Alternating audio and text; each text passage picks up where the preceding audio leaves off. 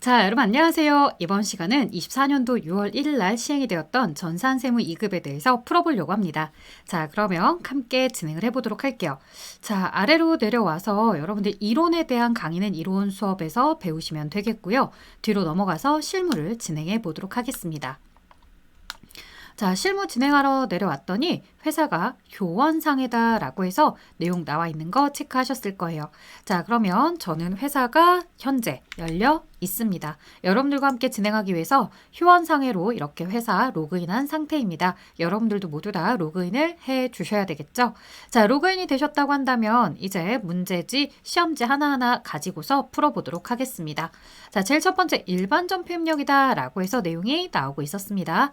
자, 1월 25일 날짜 미지급 세금으로 계상이 되어 있었던 이렇게 얘기합니다. 즉 문제 자체의 계정으로도 미지급 세금으로 지금 현재 써져 있었던 부가가치세 납부세액 850, 즉 얘가 미지급 세금이라고 써놓은 상태인 거죠. 자, 이것을 우리는 카드로 납부하게 됩니다. 자, 카드로 납부하게 되는 경우는 미지급금이다 라고 해서 쓰게 되는 거죠. 물론 카드라고 해서 무조건 미지급금만 쓰는 게 아니라 외상 매입금을 쓰게 되는 경우도 있습니다. 하지만 그것은 원재료나 제품과 관련된 거래들에 대해서 쓰는 거고요. 현재 이런 미지급 세금과 관련해서는 미지급금이다 라고 처리해 주시면 되겠습니다. 자, 그러면 국민카드로 쓰게 되겠고요. 문제는 납부세액인 미지급 세금과 관련해서 써야 되는 금액이 850만 원이다 라고 한다면 이 금액만 결제를 하는 것이 아니라 납부세액의 0.8%를 세금과 공과로 처리를 하고 있다 라고 하는 거죠. 뭐에 대해서? 납부대행 수수료에 대해서. 자, 원래 납부대행 수수료다 라고 하면은 수수료 비용으로 쓰려고 했어요. 하지만 문제에서 세금과 공과로 쓰세요 라고 했으니까 여러분들이 세금과 공과 계정을 가지고서 0.8%를 계산해서 쓰시게 됩니다. 자, 그러면 여러분들이 850만 원이다 라는 금액의 0.8%를 계산해 주셔야 되겠죠. 자, 850만 원 곱하기 0.8%는 0.008 이렇게 해서 68,000원을 기록해 주게 되겠습니다. 자, 68,000원과 함께 미지급금으로서 납부가 되더라. 자, 그럼 이런 문제를 풀기 위해서 여러분들은 프로그램 안에서 일반 전표를 일단 열어 주시겠네요. 자, 일반 전표를 열자. 일반 전표 열고 나면은 여기서 이제 1월 25일 날짜, 자 0125 이렇게 넣어줍니다. 차변에 미지급 세금이다 라고 했기 때문에 미지급 세금 넣어주셔야 되겠고요. 850. 자, 그 다음에 차변에 세금과 공과 817번 세금과 공과 판매 관리비 쪽 코드로 써주게 됩니다.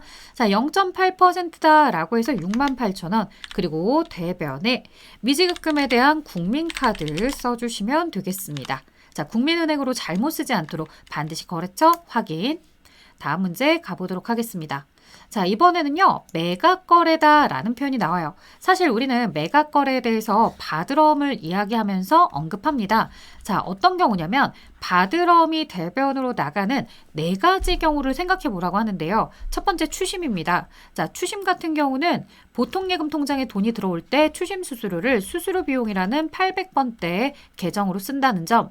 자, 두 번째다 라고 한다면 만기까지 기다렸지만 지급이 거절되는 상태, 부도 엄과 수표가 나오게 된다라고 얘기하고요. 자, 세 번째 상황은 배서양도입니다. 워낙 다양한 상황이 많고 또 배서양도는 대변에 바드럼을 쓰는 경우도 있고 차변에 쓰는 경우도 있기 때문에 이 배서양도는 조금 여러분들이 잘 주의를 해주셔야 되겠고, 마지막 네 번째가 은행에 할인을 하러 가는 경우인데요. 이 할인을 하러 갔을 때 사실은 두 가지 관리금으로 나누어집니다. 첫 번째는 지금 보시는 것처럼 매각거래다라고 해서 은행에 아예 바드럼을 모두 다 팔아버리는 거죠.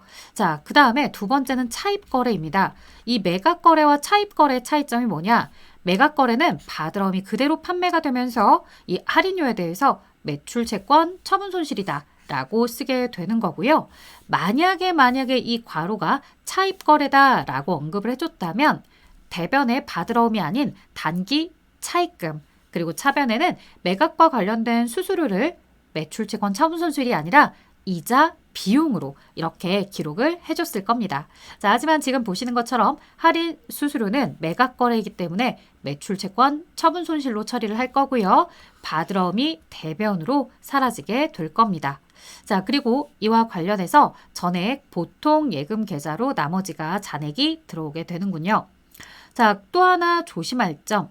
이걸 할인한 곳은 우리가 어디로 보고 있지만요. 하나은행에서 할인하였다 라고 했지만 이 어음의 발행인이 누군지를 보셔야 됩니다.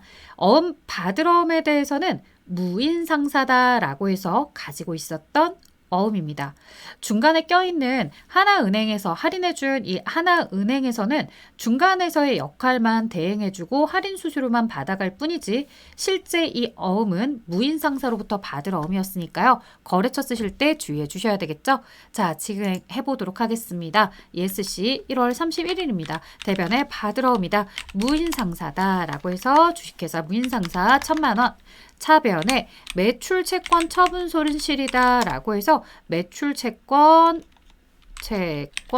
처분 손실 이렇게 넣어주시면 되겠고요. 할인료 85,000원입니다. 자, 나머지 보통예금 계좌로 입금이 되었으며 우리는 은행 계좌에다가는 문제에서 별도로 제시하지 않는 이상 여러분들이 따로 거래처를 쓰거나 그럴 필요는 없죠. 자, 이렇게 등록을 해보았습니다. 매각 거래에 주의하자. 자, 다음 내용은 사채에 대한 할인 발행이었네요. 사채하면 굉장히 어렵다라고만 느껴지죠. 현재 가치 차이 때문에 그렇습니다. 하지만 이 문제 굉장히 쉽죠. 2월 4일 날, 자, 사채를 발행하다 라고 하면은 여러분들 사채는 주식을 발행하다 그러면 대변의 자본금 액면가액, 사채를 발행하다 그러면 대변의 사채 액면가액입니다. 따라서 사채는 액면가액인 1,000만 원으로 기록을 하시되 차변에 전액 보통예금 계좌로 입금이 되었다라고 했을 때 보통예금은 980이죠. 자, 그러면 밸런스 차이 20만 원. 이거 어떻게 할 거냐? 사채를 액면보다 싸게 발행한 상황입니다. 따라서 사채 할인 발행 차금입니다. 이렇게 사채 차감 계정인 사채 할인 발행 차금을 만들어주시는 형태로 진행해 주시면 됩니다. 자, 6월 17일 날짜로 가도록 할게요. 자, 6월 17일입니다. 생산부서에서 사용할 소모품을 현금으로 구입하고요. 간이영수증을 수취했다고 하죠. 비용으로 처리하라고 합니다. 그 이유는 소모품이라고 하면은 자산 처리, 소모품 B라고 하면 비용 처리 이렇게 되기 때문에 그래요. 그래서 자, 소모품 B라고 할 거고요. 또 하나 생산부에서 사용할 이런 표현을 줬다는 건 500번대 소모품 B로 써달란 얘기일 겁니다.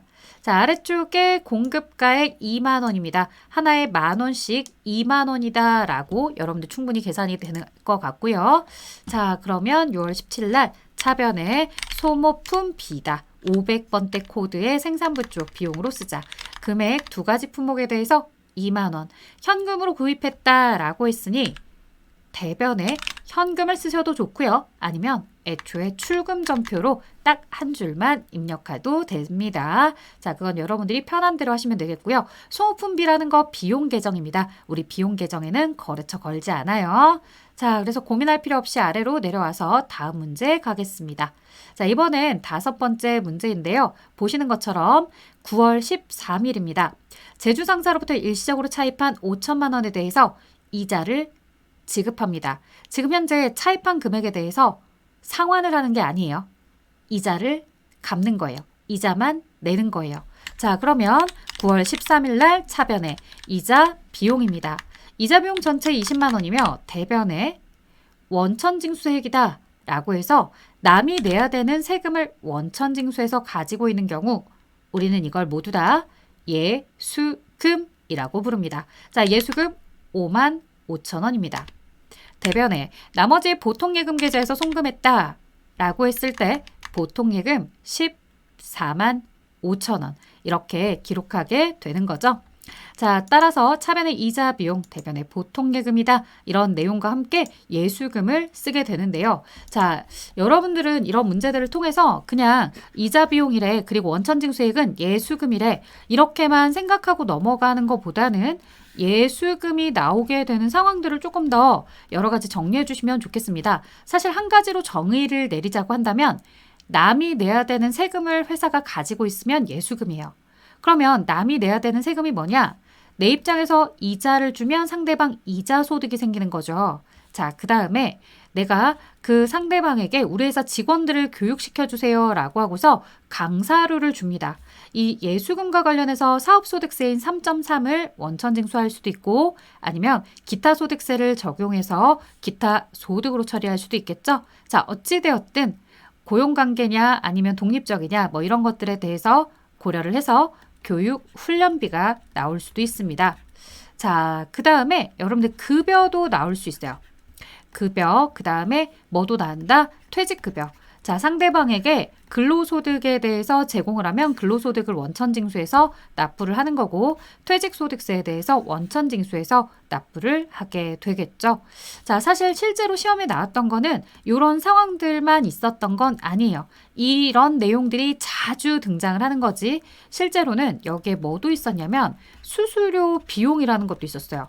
아니 수수료 비용은 또 왜 나왔어? 라고 해서 생각을 해봤더니 자 우리가 상대방 용역업체나 이런 데에다가 어떤 업무를 맡기는 거예요. 업무를 맡기면서 그 용역업체에 대금 결제를 해줘야 되는데 그 대금 결제를 할 때에도 원천징수를 하고서 결제를 해주더라. 그럼 그 원천징수는 예수금이라는 거죠.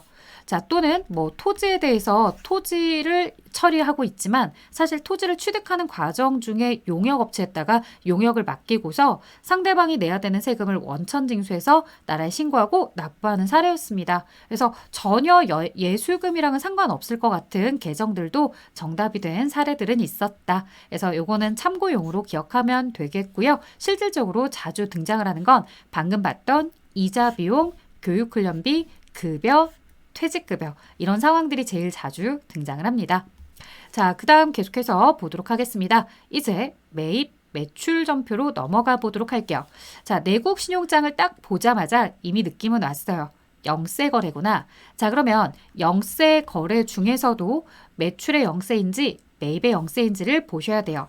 영세율 전자세금 계산서를 발급하였다.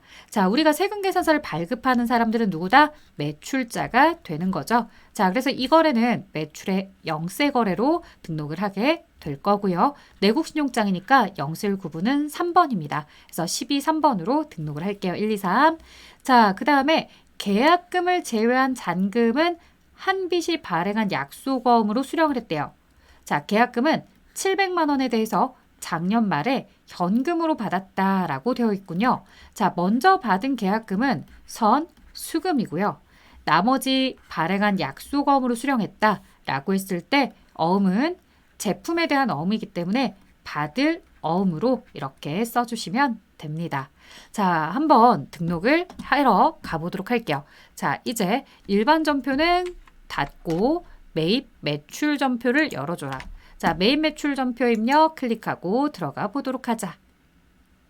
자, 매입 매출 전표 입력을 들어왔다라고 한다면 날짜 7월 8일에서 시작을 해보도록 할게요.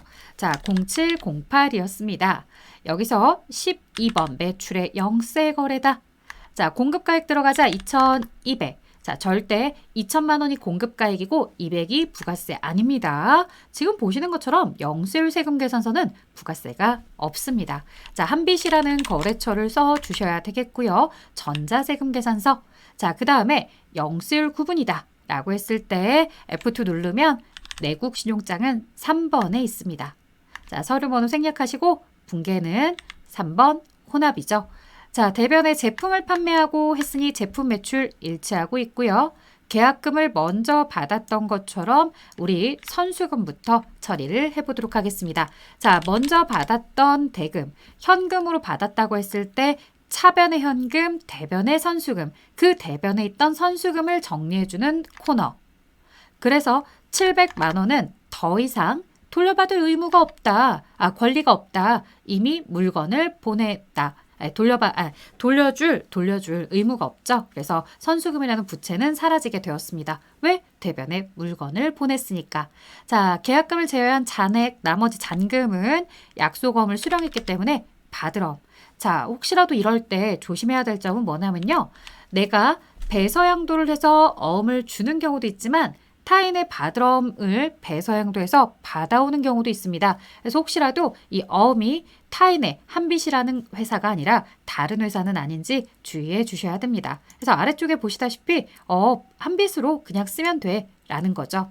자, 이처럼 메인 공급처와 달리 아래쪽에 거래처를 수정해줘야 되는 계정들 뭐가 있었을까요? 지금 보고 계시는 받을어음에 대한 배서양도부터 시작해서요. 또한 카드 결제도 있겠고요. 가지급금도 있을 겁니다. 이런 내용들은 위에 메인 거래처랑은 아래 거래처가 달라져서 수정을 해줘야 되니까 꼭 한 번 더 보셔라. 자, 다음 문제 가도록 할게요. 이번에는 토지의 부동산 중개 수수료 내용이며 세금 계산서를 수취합니다. 자, 7월 15일 날짜인데요. 여러분들 이 내용은 세금 계산서를 받았다라고 해서 51번 매입 과세가 아닙니다. 이 내용은 54번 불공제 거래입니다. 왜냐 보니까요. 토지의 부동산 중개 수수료입니다. 토지의 자본적 지출이죠. 자, 이런 거래들에 대해서는 매입세 공제가 안 됩니다. 자, 그래서 아래쪽에 내려오셨을 때 지금 토지 중개 수수료라는 품목을 쓰셔도 좋고요. 안 써도 상관없다. 1020이다. 자, 공급가액 쓰시고 부가세 102만 원 뜨는 거 확인해 주셨습니다. 거래처 들어가도록 할게요. 자, 거래처 공급자 다양이다 라고 해서 넣어주시면 되겠고요. 자, 전자세금 계산서였습니까? 네, 전자체크. 그리고 불공제 사유를 들어가도록 하겠습니다. 자, 불공제 사유는 토지와 관련된 매입이었다. F2 눌러서 토지에 대한 자본적 지출 관련 체크를 해주셔야 되겠죠? 자, 아래쪽 분계 내려가 보도록 하겠습니다. 외상이네요.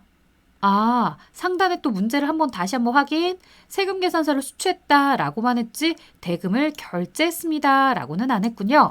따라서 3번 혼합이며 차변에 여기서부터 주의하자. 토지로 원재료를 바꿔주자. 토지에 부동산 중개수수료는 토지 계정을 써주며 대변에 미지급금입니다. 미지급금. 토지라는 유형 자산을 위해서 외상 거래를 하게 되면 외상 매입금이라고 쓰지 않습니다.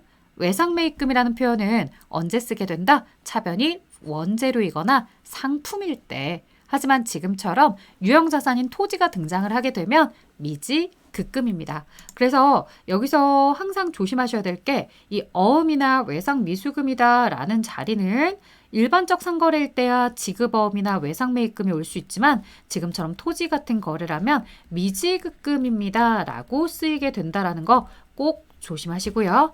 자, 그 다음 자주 등장하진 않지만 한번 나왔을 때 완전 당혹스러운 수표. 자, 매입 거래. 이렇게 내가 세금 계산서에 대해서 공급받는 자 용으로서 수표나 이런 것들을 거래를 하게 될 때는 기본적으로 내가 수표를 가지고 발행해서 지급하다는 거니까 당좌 예금이었겠죠. 하지만 매출자 쪽에서는 타인이 발행한 당좌 수표를 받았습니다 라는 거기 때문에 현금으로 처리될 수도 있다는 거, 이 수표 자리도 주의해 주셔야 됩니다. 자, 그 다음에 여러분들에게 정리를 하나 해드리려고 해요. 뭐냐면 바로 이 내용인데요. 차변에 여러분들이 토지를 기록한다거나 혹은 기업 업무 추진비어 이렇게 해서 우리가 접대와 관련된 기업 업무 추진비를 기록하게 되는 상황들이 올 때요. 두 가지 증빙을 생각해 볼 수 있습니다. 하나는 방금 보셨던 세금 계산서겠고요. 또 하나는 계산서라는 증빙입니다.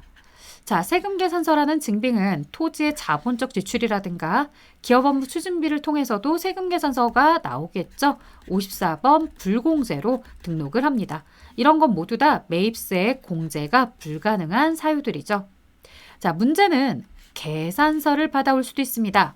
토지가 면세이기 때문에 그렇고요. 기업 업무 추진비다 라고 하더라도 거래처에 미가공된 농축수 임산물인 화해, 꽃, 화한 이런 것들을 보내게 되면 계산서를 수취하죠. 자, 이럴 때에는 내가 공제를 할 세금 자체가 없기 때문에 공제가 된다 안 된다 판단할 필요 없이 이런 경우들은 53번 면세입니다. 따라서 토지가 나오거나 기업 업무 추진비가 나왔을 때 무조건 세금 계산서로 암기하지 말아라. 조심하셔라. 계산서로 진행을 해야 되는 상황들도 있다는 점. 자, 그 다음에 8월 5일입니다. 자, 우리 회사 직원 단합 회식이죠. 복리후생비 500번 코드고요. 이와 관련해서 부가세가 과세된 거래에 현금 영수증을 발급받은 내용입니다. 일반 과세자인 멱돌갈비로부터 현금 영수증을 받았다는 건 이 세액이 매입세 공제가 가능한 거래이기 때문에 공제 가능한 거래는 매입의 현과로서 매입세 공제를 받을 수 있게끔 처리해달라는 얘기입니다. 자, 그러면 여러분들이 날짜에 맞춰서 8월 5일 날짜 입력을 해보도록 합시다. 자, 0805, 그 다음에 매입의 현과다라고 해서 61번 매입의 현과, 그 다음 27만 5천 원이다 라고 하게 되면 25만 원에 2만 5천 원 나눠지고 있고요. 여기에 지금 현재 벽돌갈비다 라고 해서 넣어주면 됩니다. 자, 붕괴에 대해서는 어떻게 처리할 거냐 라고 했을 때 현금으로 지급했다라고 했습니다. 1번 현금으로 처리를 합니다. 이런 경우 사변에 원재료가 아니라 생산부 직원들의 단합이다 라고 했으니 500번대 코드의 복리후생비만 잘 넣어주시면 되겠습니다. 자, 그런 내용들이었고요. 지금 현재 현금 영수증에 대해서 이렇게 나와 있는 것들을 벽돌갈비다라고 해서 가맹점 번호까지 체크가 되고 있습니다. 그래서 여러분들이 이러한 양식을 통해서 등록을 할 수도 있겠구나 라는 걸 봐주셨겠고요. 자, 그 다음 8월 20일 날 가도록 할까요? 업무에서 사용하던 업무용 승용차입니다. 그런데요, 이 승용차에 대해서는 여러분들이 지금 CC수가 어디 갔지? 라고 계속해서 찾으실 수도 있어요. 왜냐하면 매입 거래면 불공인지 과세인지를 찾아야 되거든요. 하지만 조금 더 봤더니 매입 거래가 아니었구나. 세금 계산서를 발급하는 매출 거래였던 겁니다. 자, 그리고 부가가치세가 포함이 되어 있다라고 하는데 550이잖아요. 그러면 여러분들도 흔하게 이 정도는 할 수 있어요.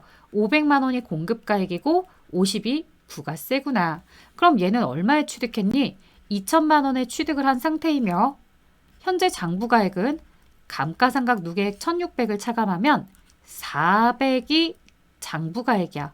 400짜리를 500에 공급하는 거구나. 왜냐면 부가세는 어차피 받아봤자 회사한테 나라에 갈 돈이에요. 회사 돈이 아니라고요. 그러니 400짜리를 500에 공급하게 되면 100만큼의 처분 이익이 생기겠구나 라는 걸 미리 예측하고서 입력을 하시면 굉장히 더 편리합니다. 자, 그럼 저희도 한번 진행을 해볼까요? 8월 20일입니다. 자, 8월 20일 날 여러분들은 현재 매출 과세 거래로 11번 매출 과세로 등록을 해주셔야 되겠고요. 공급가액 조심 500입니다. 부가세 포함된 금액이 550이고요. 거래처 들어가도록 하자. 헤이 중고차 상사.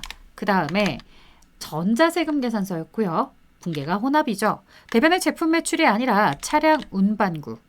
자, 208번 코드의 차량 운반구로 제품 매출을 바꿔주시고요. 또 하나 정말 조심할 점, 차량의 취득 가격인 2천만 원을 써주셔야 됩니다. 자, 따라서 500이 아니라 2천만 원으로 수정을 했다. 대변의 제품 매출 500은 어디로 사라지고 이렇게 대변의 차량 운반구 2천이 대체가 됩니다. 자, 차변, 이 다음 코드요. 208번의 다음 코드인 209번이요. 장부에 있었던 차만 정리하는 것이 아니라 장부에 있었던 그 차의 감가상각 누계액 1600도 차감을 해주셔야 되겠죠? 자, 그래서 누계액이 사라질 때는 차변에 반대편에 사라지고 있습니다.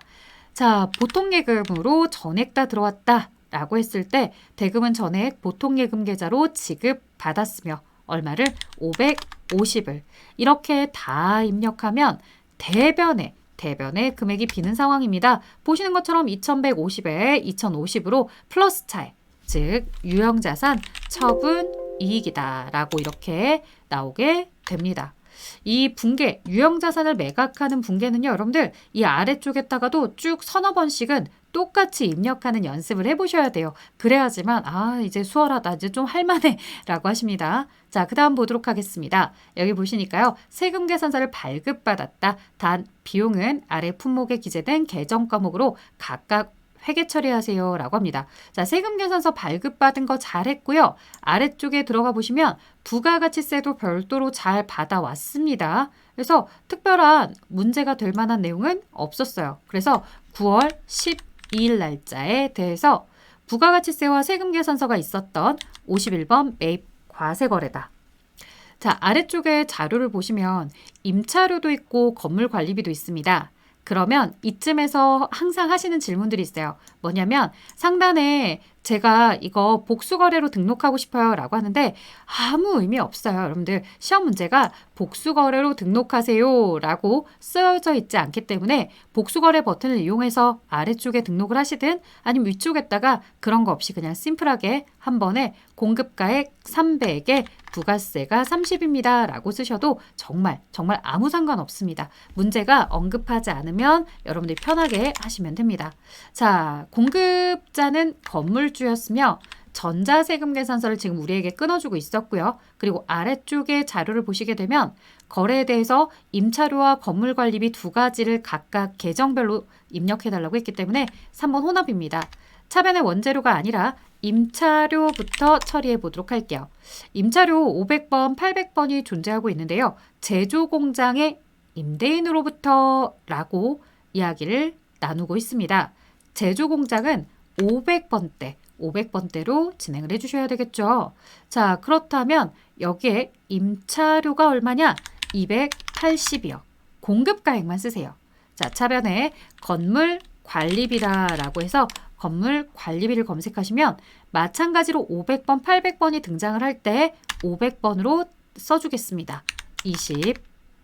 자, 그렇게 쓰고 나서 이제 대변에 330에 대한 결제 수단에 대한 내용을 쓰셔야 될 텐데 외상 미수금이다. 다시 말해 이 임차료 비용 계정이나 건물 관리비 계정에 대해서 모두 외상거래라는 얘기인데 그럴 때 쓰는 표현은 미지 급금입니다. 절대 비용 계정에다가 외상매입금이라고 부르지 않습니다. 자, 이렇게 우리가 전자세금 계산서와 관련된 거래에 대해서 임대인으로부터 세금 계산서를 발급받았을 때 비용에 대한 항목들을 임차료와 건물관리비로 딱딱 나누어서 진행을 하는 거 보셨습니다. 자, 이제 다음 내용을 보도록 할게요. 수출실적 명세서를 작성하는 문제였습니다. 자, 선적일과 환가일이 있다면 여기서 팁은 여러분들 정말 중요한 팁이죠. 자, 원래는 선적 공급 시기 이전에 대가를 받아서 환가한 경우는 환가한 날의 환율, 공급 시기 이래에 대가를 받지 못하거나 대가를 받았다 하더라도 외화로 보유하고 있다고 한다면 선적일의 기준환율로 하시오라고 되어 있습니다. 자, 구구절절 부가가치세에 대해서 읊어드렸지만 여러분들이 기억해야 될 키워드는 결국에 빠른 날입니다. 둘 중에 어쨌든 더 빠른 날짜로 진행을 해달라는 얘기입니다. 자, 그러면 선적일, 환가일 둘 중에 둘 다 빠른 날이 언제 오느냐? 환가일의 4월 10일. 이게 바로 환가일의 금액이 공급가액이 될 겁니다. 자, 여기 아래쪽 거래는 6월 15일, 선적일이 더 빠릅니다. 6월 30일보다. 따라서 아래 오렌지에 대해서는 1,400원에 대해서 이렇게 선적일의 환율로서 적용을 하게 되겠습니다. 자, 해당하는 거래는 1기 확정 신고 기간이다 라고 해서 수출실적 명세서를 들어가서 진행해 보도록 할게요. 자, 수출실적 명세서는 부가가치 쪽으로 들어가셔서 보셔야 됩니다. 자, 그리고 여기에서 수출실적 명세서 버튼을 클릭. 자, 수출실적 명세서 버튼을 들어가셨을 때 1기 확정이다 라고 했으니 4월에서 6월을 넣어주십시오. 자, 그리고 수출 신고 번호를 들어가 보도록 하겠습니다. 자, 1234 5577에 100066X번이네요. 자, 하이픈 표시를 넣지 않고 그대로 번호를 입력하게 되면 사업자 등록번호처럼 알아서 하이픈 표시가 되고 있습니다. 자, 이때 정말 조심할 점, 우리가 아무리 과세 표준을 환가일의 환율로 할 거라고 해서 선적일자를 쓰세요 라고 하는 칸도 환가일로 쓰지는 않으시겠죠? 자, 선적일은 6월 15일이었다. 2024년 6월 15일 통화코드. 자, F2 눌러서 미국 이렇게 써보시면 됩니다. 자, 그러면 미국 이렇게 썼을 때 USD 해서 US 달러가 나오죠. 환율은 1,300원에 환가일의 환율을 쓰시며 외화는 8만 달러. 자, 원화로 1억 400이 기록이 되고요. 거래처 밥입니다. F2 눌러서 B를 쓰세요. 그러면 검색이 됩니다. 자, 다음 내용도 똑같이 입력해 볼까요? 222-4488-1000-77X. 자, 엔터. 2024년 6월 15일 자, F2 눌러서 우리가 이 EUR, 유럽에 대한 내용이었죠. 유로와. 그래서 유로로 처리하시면 됩니다. 그러면 EUR 등장을 하고요. 1,400원이었습니다. 1유로당 1,400원. 자, 그리고 외화는 52,000유로다. 라고 해서 720만 원. 자, F2 눌러서 오렌지라고 O 검색을 해주시면 되는 거죠. 자, 그래서 오렌지에 O를 검색해 주자. 자, 이렇게 두 개의 자료를 등록하시면 되는 내용이었습니다. 뭐 안 해보신 분들이야 어렵다라고 할 수 있겠지만 제가 여러분들께 설명해 줬던 것처럼 어쨌든 빠른 날이래 빠른 날 이것만 기억하신 친구들도 최소한 입력은 잘 하셨을 거라 봅니다. 자, 이번 문제 부가세 신고서 들어가 보도록 하겠습니다. 2기 확정 신고 기간이다 라고 해서 10월부터 12월입니다. 이런 확정 신고 기간에 거래들이 등장을 하게 되면 여러분들도 잘 아시는 것처럼 뭐가 문제가 되냐면 자, 10월부터 12월이다. 라고 했을 때 예정시고 누락분에 대한 가산세를 고민해 보셔야 될 겁니다. 자, 제일 첫 번째 매출 자료. 해당하는 자료에서는 예정신고 누락분입니다. 라는 언급이 없었기 때문에 이 전자세금 계산서나 종이세금 계산서에 대한 내용 두 가지를 모두 다 한꺼번에 입력을 할 겁니다. 자, 지금 보고 계시는 것처럼 제일 첫 번째 1억 5,500에 자, 그 다음에 플러스 1250에 대해서 입력을 해주면 전자세금 계산서든 종이세금 계산서든 세금 계산서 자리는 딱 하나입니다. 여기에 6억 1억 6,750이다. 라고 해서 1억 7,560을 자, 세금 계산서 자리에 1억 6,750이다. 라고 넣어주면 부가세가 자동으로 표시가 되죠. 자, 내국 신용장에 의한 영수일 세금 계산서 거래입니다. 바로 5번의 세금 계산서 발급분 자리입니다. 아니, 내국 신용장만 보고서 어떻게 세금 계산서인지 아느냐? 내국 신용장이 있을 때 국내 거래이기 때문에 그렇습니다. 자, 따라서 영수일 세금 계산서라는 명칭이 없어도 5번 자리에다가 1억 원을 넣어주도록 합니다. 그럼 기타 자리는 뭐다? 이거는 16번 직수출 거래. 자, 그 다음 단기에 대손이 확정된 부분에 대한 대손세 공제. 자, 대손이 확정이 되었다는 건 132만 원을 더 이상 회수할 수가 없다는 의미입니다. 하지만 이 중에서도 우리는 얼마만큼에 대해서는 1.1로 나누어서 이제 120만 원의 10%에 해당하는 12만 원은 매출세액에서 빼주세요 라고 이야기를 한다는 의미입니다. 그래서 실제로 내가 뭐를 하지 않았다 하더라도 우리가 이 과세 표준에서 빼지 않았다 하더라도 마이너스 12만 원을 매출세액에서 이렇게 매출세액에서 뺄 수 있다라는 거 잘 봐주시면 좋겠습니다. 자, 그 다음 계속해서 보도록 할까요? 이 아래쪽의 내용을 좀 더 보겠습니다.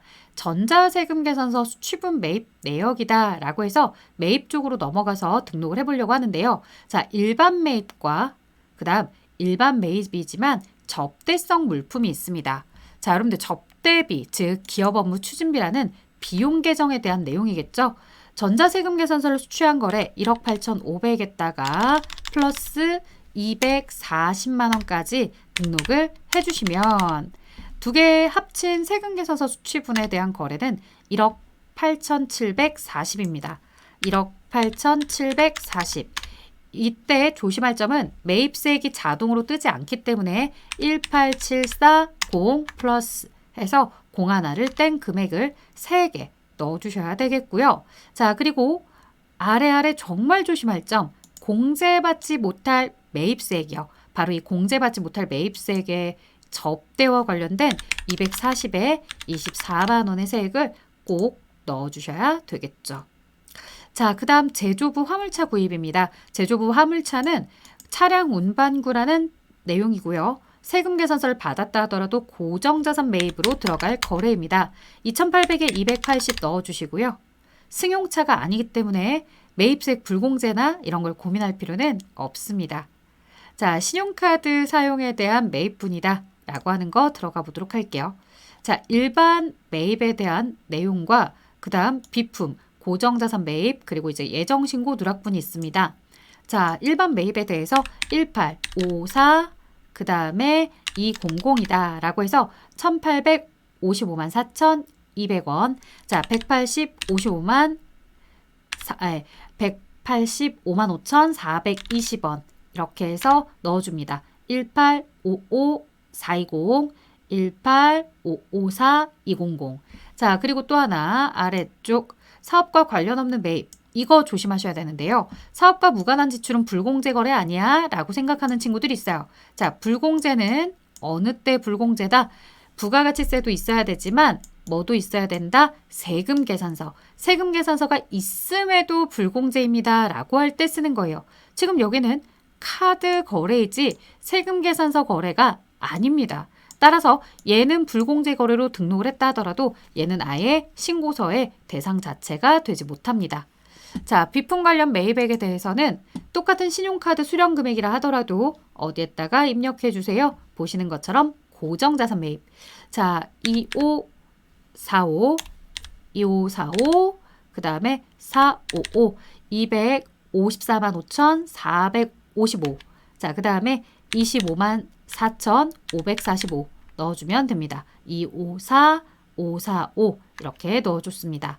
자, 예정신고 누락분 일반입니다. 하지만 주의할 점, 매입 쪽에 거래가 누락이 되었다라고 했을 때 지금 현재 세금 계산서 거래에 대해서 예정신고 누락분이 생긴 게 아니라 카드 쪽, 이쪽에서 누락이 될 거고요. 신용카드 수령 금액이다 라고 했을 때 일반과 예정신고 누락분도 고정을 나누어서 등록할 수 있는데 일반 매입이다 라고 했으니 이 자리에 50에 5만 원을 기록해 주는 거죠. 자, 여기까지 입력을 했을 때 사실 예정신고 누락분의 매출 쪽에 거래가 누락이 되었다면 매출 쪽에 누락된 세액에서 매입 쪽에 누락된 세액을 차감해서 가산세라는 걸 여러분들이 계산해 줄 수 있었을 거예요. 예를 들어 과소 초과 환급에 대한 일반 신고 불성실 가산세나 납부지연 혹은 뭐 영세율 거래에 대한 과세표준 신고 불성실 가산세를 생각해 볼 수도 있었겠죠. 하지만 지금 보고 계시는 것처럼 우리는 뭐가 더 우선시가 되고 있더라. 지금 현재 내용처럼 매입 쪽 거래만 누락이 된 상태이더라. 따라서 가산세를 따로 계산할 필요는 없습니다. 자, 종이세금계산서 발급한 건이 하나 있었습니다. 종이세금계산서 발급한 건에 대해서는 어디로 넘어가서 바로 이쪽 우리가 지연발급이다 미발급이다 하는데요. 사실 어느 자리 62번 자리든 64번 자리든 상관은 없습니다. 그런데 저는 62번에 주로 입력하는 걸 조금 더 선호하는 편이에요. 그 이유는 간단합니다. 자, 여기 지금 전자세금계산서를 발급해야 되는 회사가 종이세금계산서를 발급했어요 라고 하는 1250만 원의 공급가액을 넣자마자 알아서 1%에 해당하는 이렇게 12만 5천 원의 가산세가 자동 산출이 되고 있기 때문에 저는 지연발급 쪽에다가 넣는 편이긴 합니다. 자, 그 다음에 또 아래쪽에 주의하실 점. 자, 전자세금계산서 발급 및 국세청 정송은 정상적으로 이루어졌으며 예정신고 누락분은 확정시고 지금 반영을 하고 있고요. 자, 마지막 전자신고 세액공제를 받기로 했다고 합니다. 이 전자신고 세액공제는 아래 칸에 내려오셨을 때 여러분들이 보시는 것처럼 어디 쪽이냐면 바로 이 중간 라인 쪽에서 불공제 거래가 뜬 곳에 아래쪽에 전자신고 및 전자고지 세액공제다 라고 해서 이 자리에 만원. 자, 자료에서 금액을 알려주지 않아도 직접 만원을 등록할 줄 아셔야 됩니다. 자, 이렇게 F7번 저장 버튼까지 눌러주시면 모두 올바르게 잘 진행을 하신 거예요. 자, 아래쪽에는 부가가치세 신고서와 관련된 부속 서류를 신고하세요 라고 되어 있군요. 자, 한번 진행을 해보도록 하겠습니다. 여러분들이 부가가치세 신고서와 관련해서 마감을 하는 내용이더라. 자, 부가세 신고서 클릭하자. 그리고 이와 관련해서 일기 예정 신고다 라고 했으니 1월 달부터 시작해서 몇 월까지? 3월까지 등록을 합니다. 자, 현재 마감이 되어 있는 상태예요. 사실 마감이 되어 있지 않으면 마감 버튼을 누르겠지만 마감이 되어 있는 상태입니다. 자, 따라서 더 이상 진행할 내용은 없는데 전자신고를 아직 안 했잖아요. 자, 전자신고 버튼을 아래에 눌러줍니다. 전자신고 버튼을 누르셔서 아래쪽에 자료 몇 월부터 1월부터 그 다음에 3월까지 자료를 그대로 엔터 눌러서 조회. 자, 현재 정상 마감된 상태입니다. 제작을 누를 거고요. 2번 납세자 자진 신고로 갈 거예요. 지금 보시다시피 2번 납세자 자진 신고로 되어 있는 거 확인하셨을 겁니다. 자, 그대로 제작 버튼을 눌렀습니다. 비밀번호는 1, 2, 3, 4, 5, 6, 7, 8 이렇게 넣어달라고 합니다. 4, 5, 6, 7, 8. 자, 아래도 동일하게 1, 2, 3, 4, 5, 6, 7, 8 이렇게 넣고 확인입니다. 자, 이렇게 제작이 완료가 되면 홈택스 바로가기 버튼을 눌러서 이제 전송을 해주도록 해야 되겠죠. 자, 팝업 창을 닫은 상태에서 찾아보기 버튼을 눌러줍니다. 자, 여러분들이 보고 있는 이 화면 맨 아래 빈칸에 커서를 클릭하시고 열기. 자, 이렇게 해서 아래쪽에 형식을 검증하는 것부터 하시는데요. 앞서 보셨던 비밀번호 1, 2, 3, 4, 5, 6, 7, 8 이렇게 확인. 자, 검증 결과, 내용, 결과 확인, 전자파일 제출에 전자파일 제출하기 버튼까지 이렇게 넣어주셔야 되겠습니다. 자, 여기까지 여러분들이 잘 입력하셨다면 닫기 버튼을 누르시고서 창을 닫아주시면 되는 거죠. 자, 이런 내용들로 제출하기를 완료하는 것까지 진행을 했습니다. 자, 이제 여러분들 결산 정리 사항이다 라고 해서 결산 문제와 뒤에 연말정산 추가 자료 입력이 나오고 있습니다. 이 내용은 파트 2에서 진행하도록 하겠습니다. 수고하셨습니다.